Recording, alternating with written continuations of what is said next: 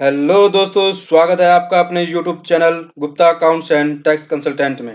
उम्मीद करता हूं आप सभी अच्छे होंगे। दोस्तों, अगर आपने अपने इस चैनल को सब्सक्राइब नहीं किया है तो प्लीज़ चैनल को सब्सक्राइब करें और नोटिफिकेशन वाले बेल आइकन पे प्रेस करें ताकि आने वाली वीडियो की नोटिफिकेशन टाइम टू टाइम आप तक पहुंचती रहे। तो चलिए स्टार्ट करते हैं आज के विषय के बारे में। दोस्तों, आज का हमारा विषय है कि कौन व्यक्ति है, ऐसे कौन से केस है जिसमें हमें जीएसटी नंबर लेना मैंडेटरी हो जाता है। तो पहला है हमारा ए business whose aggregate turnover in a financial year exceed 20 lakh in case of service और 40 lakh for purchase and sale of goods। यानी कि अगर कोई सर्विस प्रोवाइडर है जो सर्विस देता है, अगर उसका बिजनेस का टर्नओवर एक साल में 20 लाख क्रॉस कर जाता है और अगर जो केवल गुड्स के सेल और परचेज करता है और उसका टर्नओवर 40 लाख क्रॉस कर जाता है तो उसे जीएसटी नंबर लेना मैंडेटरी है। यानी कि सर्विस के केस में टर्नओवर देखा जाएगा 20 लाख और गुड्स के केस में ओनली गुड्स के केस में टर्नओवर देखा जाएगा 40 लाख। नेक्स्ट आता है हमारा इंटरस्टेट सप्लाई। इंटरस्टेट सप्लाई में क्या है दोस्तों कि सप्लायर है जो, और वो सप्लाई किसी दूसरे स्टेट में करता है, चाहे वो गुड्स हो सर्विस हो, ठीक है, तो उसे जीएसटी नंबर लेना मैंडेटरी है। अगर वो अपने विद इन द स्टेट करता है तो हम उसकी लिमिट देखेंगे, लेकिन अगर वो स्टेट से बाहर सेल परचेज करता है तो उसे जीएसटी नंबर लेना मैंडेटरी है। नेक्स्ट आता है हमारा tax payer under reverse charge mechanism. तो जीएसटी में कुछ गुड्स और सर्विस ऐसी हैं कि रिसिपिएंट को उसके ऊपर रिवर्स चार्ज में पेमेंट करनी होती है, जीएसटी की पेमेंट करनी होती है।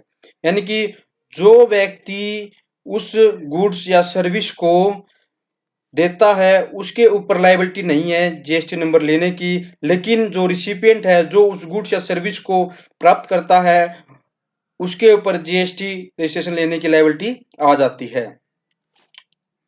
तीसरा आता है हमारा casual taxable person. Casual taxable person means a person who occasionally undertake transaction involving supply of goods or service or both in course or furtherance of business। यानी कि वे व्यक्ति जो अलग अलग स्टेट में अपना बिजनेस करते हैं उन्हें कैजुअल टैक्सेबल पर्सन बोला जाता है। जैसे कि अगर किसी व्यक्ति का बम्बई में बिजनेस है लेकिन वह दिल्ली में आके अपना बिजनेस करता है या फिर गुड्स को सेल करता है और अपना जो राज्य है फिर किसी दूसरे राज्य में जाता है, तो जो जो स्टेट है वो बोलता है कि भाई आप ऐसे बिजनेस रन नहीं कर सकते, उन्हें जीएसटी नंबर लेना मैंडेटरी है और ऐसे पर्सन को कैजुअल टैक्सेबल पर्सन बोला जाता है। इन्हें क्या है कि जीएसटी नंबर लेने से पहले इनसे एडवांस टैक्स लिया जाता है और जो ये जीएसटी नंबर है ये 3 मंथ्स के लिए वैलिड होता है, लेकिन अगर आगे बिजनेस और चलता है तो आप इसे 3 मंथ एक्स्ट्रा और एक्सटेंड करवा सकते हैं। नेक्स्ट आता है हमारा e commerce operator, electronic commerce and electronic operator.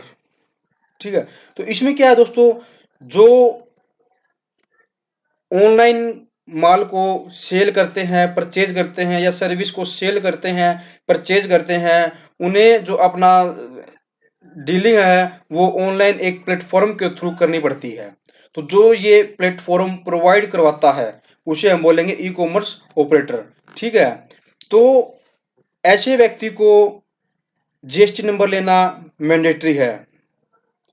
दूसरा, अगर कोई ई कॉमर्स ऑपरेटर के थ्रू अपना माल सेल या परचेज करता है उसे भी जीएसटी नंबर लेना मैंडेटरी है, यानी कि ई कॉमर्स ऑपरेटर को जीएसटी नंबर लेना मैंडेटरी है। नेक्स्ट आता है हमारा नॉन रेजिडेंट टैक्सेबल पर्सन।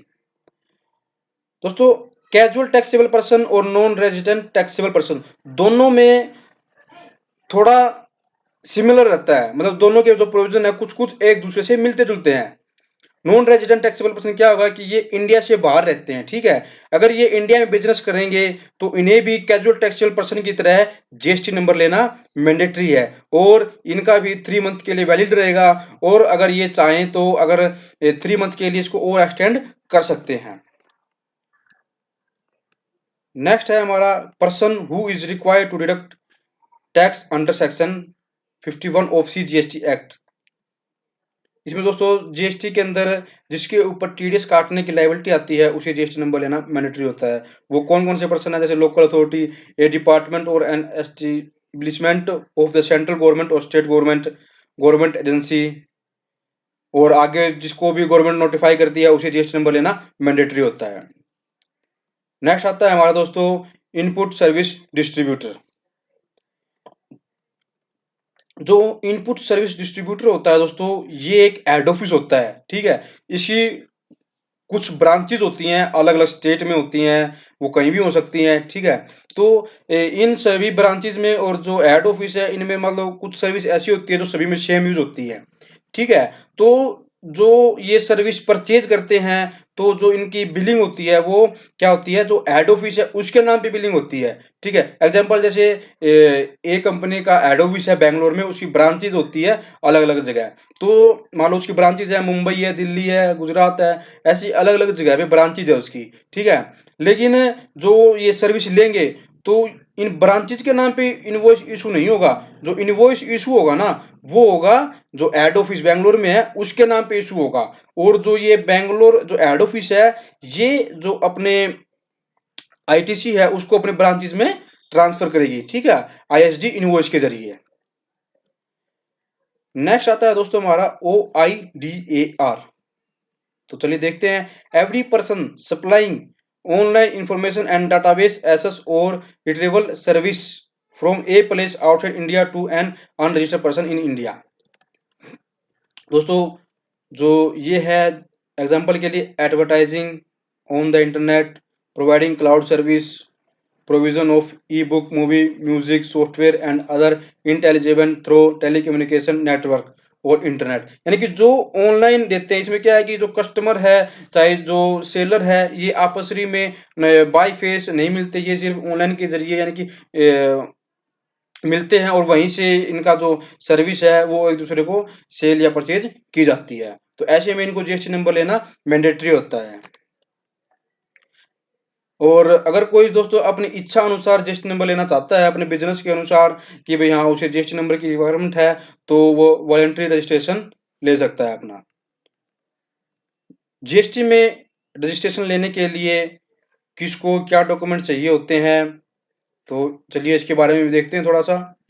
पहला आता है हमारा फॉर प्रोप्राइटर, यानी कि अगर कोई इंडिविजुअल यानी कि एक पर्सन है, पर्सन कोई भी हो सकता है, लेडीज हो सकती है, जेंट्स हो सकता है, कोई भी हो सकता है। अगर इनमें से कोई इंडिविजुअल जीएसटी नंबर लेता है तो क्या चाहिए हमें, जो प्रोप्राइटर है उसका पैन, आधार, एक photograph passport size, electricity bill, rent agreement, अगर किराए की दुकान है तो रेंट एग्रीमेंट। और जब जीएसटी नंबर इनका अप्रूव्ड हो जाएगा तो हमें बाद में क्या चाहिए, बैंक स्टेटमेंट हो गया या फिर कैंसिल चेक।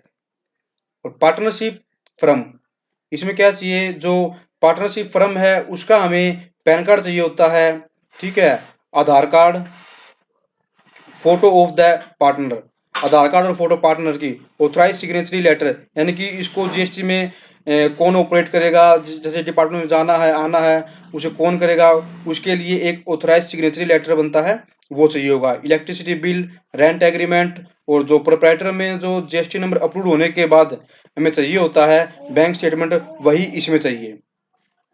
नेक्स्ट आता है हमारा दोस्तों फॉर प्राइवेट लिमिटेड कंपनी और एलएलपी। इसमें हमें चाहिए PAN of the entity certificate, यानी कि कंपनी कब बनाई गई थी, ठीक है, Aadhaar and photo of the director partner, उस कंपनी में एलएलपी में जितने भी डायरेक्टर है पार्टनर है उनका जो आधार कार्ड है और पासपोर्ट साइज फोटो चाहिए होगी। और ऑथराइज सिग्नेचरी, यानी कि कौन ऑथराइज रहेगा इसके लिए, किस काम को करने के लिए किसको ऑथराइज किया जाएगा, एक ऐसा लेटर तैयार होता है वो हमें लेटर चाहिए। इलेक्ट्रिसिटी बिल, रेंट एग्रीमेंट, और कंपनी के केस में दोस्तों हमें डीएससी चाहिए होता है। वैसे तो अगर आप चाहें तो प्रोप्राइटर में भी पार्टनर्स में इसमें लगा सकते हैं डीएससी, लेकिन कंपनी में मैंडेटरी है, आपको डीएससी चाहिए। नेक्स्ट हमें सभी में जैसे चाहिए होता है जीएसटी नंबर आने के बाद बैंक स्टेटमेंट कैंसिल चेक। उम्मीद करता हूँ दोस्तों आपको यह वीडियो पसंद आई होगी। आपको अगर कोई क्वेरी है तो कमेंट में करें। तो चलिए मिलते हैं नेक्स्ट वीडियो में। चैनल को please like, subscribe and share ज़रूर करें ताकि आने वाली वीडियो की नोटिफिकेशन टाइम टू टाइम आप तक पहुंचती रहे।